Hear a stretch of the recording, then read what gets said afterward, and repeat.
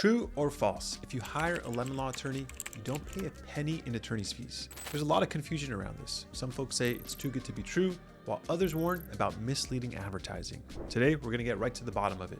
I'm really excited for this one, so let's jump right in. Oh, and one more thing. Throughout this video, I'll call out a few red flag terms some lawyers like to sneak into their retainer agreements. Things you should absolutely watch out for, so definitely stick around. My name is Sina Rezvanpour. Not only am I a huge car fan, but I'm the founder of Sina Rez Law, a California lemon law firm specializing in lemon law. Every day, I go to war with the world's biggest car manufacturers on behalf of people just like you.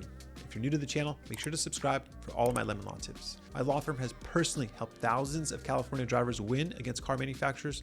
So if there's a question about attorney's fees, I've seen it and I have the answers. According to Civil Code Section 1794D, if the buyer prevails in an action under this section, the buyer shall be allowed by the court to recover as part of the judgment a sum equal to the aggregate amount of costs and expenses, including attorney's fees, based on actual time expended, determined by the court to have been reasonably incurred. In other words, if you win your lemon law case, the car manufacturer has to pay your legal fees on top of buying back your car. What the law doesn't say is that it's illegal for a lemon lawyer to personally charge you a fee. Although there's an ethical rule preventing a lawyer from charging an unconscionable fee, it's not against the law for them to bill you on top of what they recover from the car manufacturer. Later, I'm going to share some examples of the kinds of terms you want to avoid and watch out for when dealing with an attorney. Before we dive any deeper, let's define what fees are versus what costs are. Costs are expenses that the lawyer pays on your behalf, like the $435 court filing fee to start your lawsuit.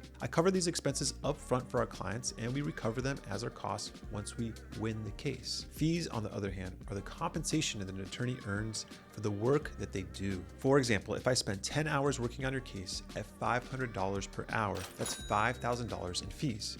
Here's my opinion. No legitimate firm should ask you to front costs in the lemon law case. If you hear this, run in the opposite direction. Really quick, if you're getting value out of this video, then make sure to give it a like. And if you're interested in finding out if you qualify under the lemon law, then use the link in the description below.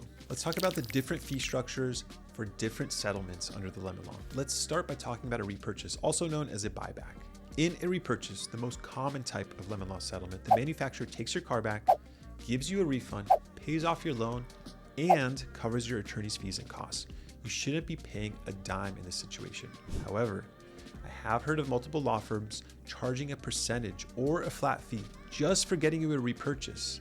That's not illegal, but in my opinion, that's bad business. I'd recommend avoiding it at all costs. Next, let's talk about a replacement. Sometimes you can get a replacement vehicle instead of a buyback. Fees are the exact same here as they are in a repurchase, but keep in mind that a replacement is quite rare when a lawyer is involved. Now let's talk about a settlement where you get a repurchase and you recover civil penalties. If your lawyer recovers additional money on top of your refund, that's known as a civil penalty. And in this industry, it's standard for the attorney to take a percentage of that extra amount. Let's go through an example to help explain this. So let's say that your refund is worth $50,000 and your settlement is actually $70,000. That means there's an extra $20,000 in civil penalties. If your agreement with your attorney says there will be a 50-50 split on civil penalties, that means you would keep $10,000 of the penalty on top of your $50,000 refund, which adds up to a total of $60,000 to you. This fee split aligns your lawyer's financial incentive with yours, ensuring that you both get to work towards getting the biggest settlement possible. Now let's talk about a cash and keep settlement. A cash and keep is where you keep the vehicle and the manufacturer pays you to settle your case. Maybe your case is on the weaker side, or maybe the manufacturer prefers paying out rather than buying out your car. Why cash and keeps may be confusing. Most manufacturers make an inclusive settlement offer that covers both your payout and the attorney's fees in one single check. This lumps everything together. When it comes to the negotiation, we often try to separate these two amounts so you see exactly how much goes to the attorney and how much goes to you. Some manufacturers cooperate, other manufacturers don't. When the settlement is inclusive, like the example I just gave, we use a simple settlement breakdown that shows the total settlement amount, how much goes to you, how much goes to attorney's fees, and how much goes towards attorney's costs.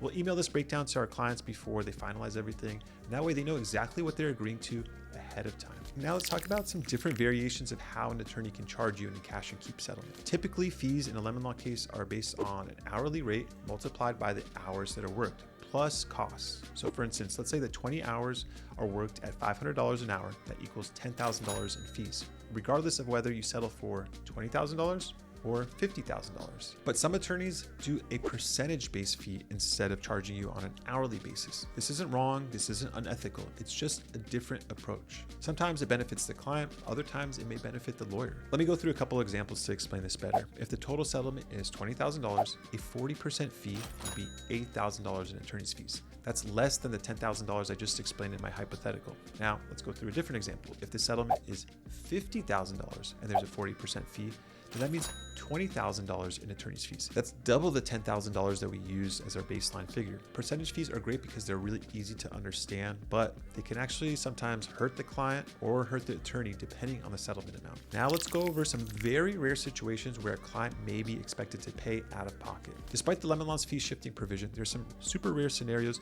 where you may be responsible for paying a fee.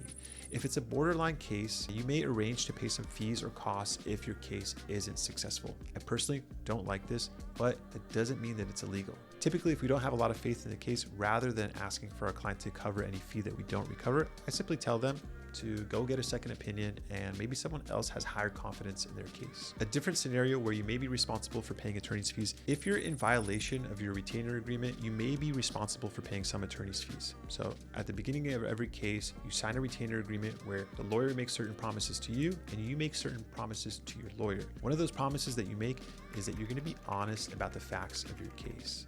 You also make a promise that if the lawyer secures you a buyback, that you're not going to go behind their back and cut them out of the settlement. In either of those examples, you could be responsible for paying attorney's fees. So there you have it, the truth behind attorney's fees in lemon law cases. In a repurchase or replacement, you typically pay $0 in fees or costs. In a repurchase plus civil penalties, expect to share the extra civil penalty with your lawyer. In a cash and keep, the settlement offer is usually inclusive of fees, which might be billed at an hourly rate or a percentage. At the end of the day, you usually don't pay attorney's fees in lemon law cases, but some lawyers can and do charge extra. So be careful and read your retainer agreement. If you're in California and you need help with your lemon law case, we would love to hear from you. You can connect with us using the link in the description. And if you still have questions, drop them in the comments and I'll respond to them personally. For more lemon law content, check out one of these other videos and make sure to subscribe for the latest and greatest lemon law tips.